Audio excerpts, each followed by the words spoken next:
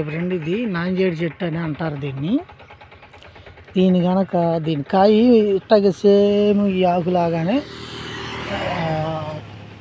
దానికి కూడా ముళ్ళు ఉంటాయి. కానీ ఆ కాయ కనుక తింటే రక్తం బట్టి అసలు ముసలోళ్ళైనా చిన్నపిల్లలైనా ఎవరన్నా కానీ ఆ కాయలు కనుక తింటే ఇది సంవత్సరంలో ఖచ్చితంగా 2 పంటలు అయితే వస్తాయి.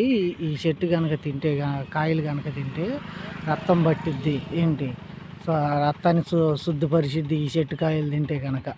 ఆ కాయలు ఉంటే కనుక నేను చూపించేవాడిని, కానీ కాయలు లేవు. ఇంకా కాయలు రావటానికి ఇంకా టైం ఉంది దీనికి. కానీ అవి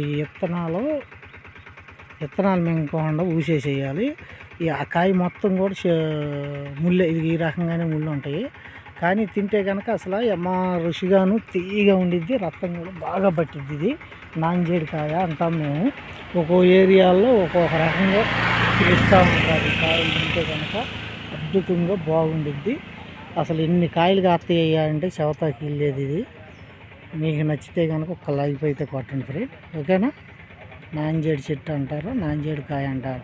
కాయ తింటే కనుక రక్తం శుద్ధి చేసిద్ది, రక్తం పట్టిద్ది, బ్లడ్ బాగా చిక్కబట్టిద్ది ఈ కాయ తింటే కనుక.